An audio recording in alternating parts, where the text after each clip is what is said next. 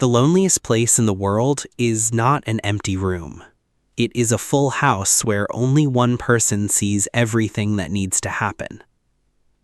And right now, across millions of relationships that look healthy, that look equal, that look like real partnerships, one person is carrying a weight the other cannot even see. Not because they are cruel, not because they are careless, because no one ever taught them to look for it.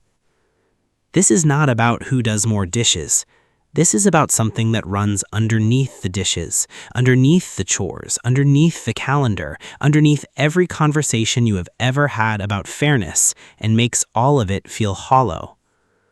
It has a name, and I promise you, the moment you hear it, something in your body is going to shift, because your body has known this for a long time.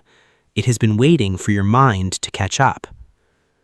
Here is how to know if this is you. You wake up already thinking. Before the alarm, before the coffee, your mind is already running.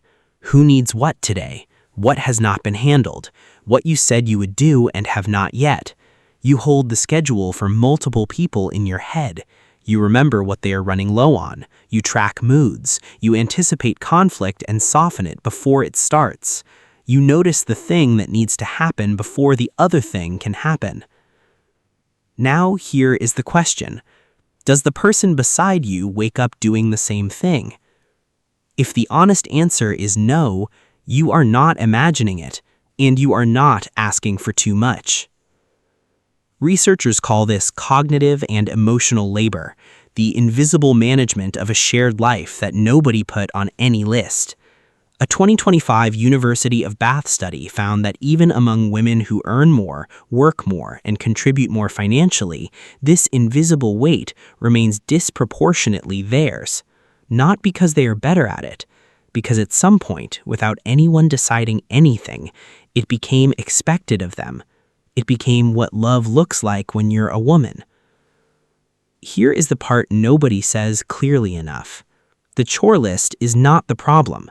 You can split chores down the middle and still feel completely alone in a relationship because the chore list is what you can see. The mental load is what you cannot. It's the planning behind the chore, the noticing that the chore needs to exist at all, the coordinating of 20 invisible things that have to happen in the right order for the family to function. When your partner does the dishes, that's visible. When you already knew the dish soap was almost gone and added it to the grocery list that lives only in your head, that is invisible. And in most relationships, one person carries almost all of it. Here is what it feels like from the inside. You love this person. You are not unhappy. You would not describe yourself as resentful. But there's a tiredness underneath everything, a specific kind of tired that sleep doesn't fix. A feeling of being profoundly, quietly alone, even in a room of people who love you. Because you're the only one who sees the full picture, and carrying the full picture every single day without anyone acknowledging it exists, that is not a small thing. And here is the part that's the hardest to say. Most women who carry this don't feel angry at their partners. They feel angry at themselves, for not being able to let go, for needing more than they think they should, for being, as they have started to believe, just too much. That belief is not the truth. That belief is the system working exactly as it was designed to.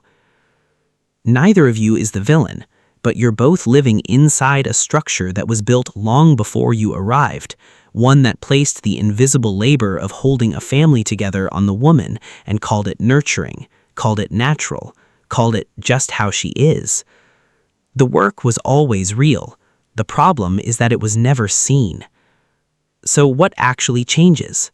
First, stop calling it your personality. You are not anxious. You are not a control freak. You are a person who was handed an invisible job with no job description and no days off. Name it, the mental load. Say it out loud. Something shifts when you do. Second, the conversation you need is not about tasks. It's about visibility. Ask your partner directly, without warning, Do you know everything that needs to happen this week without asking me? That question is not an accusation, it's a map. It shows both of you exactly where the gap is. Third, stop translating your exhaustion into something more acceptable. Stop softening it to protect someone else's comfort. You are allowed to say, "I'm not okay with invisible. I need you to see it." That is not asking for too much. That's the minimum. Because there's a difference between a partner who helps and a partner who sees. One makes you feel supported. The other makes you feel less alone. And you have always deserved the second one. If this landed somewhere real, share it with one woman in your life who has ever said she was just tired and you knew it was more than that. And tell me in the comments, what is one thing you carry that has never once been named?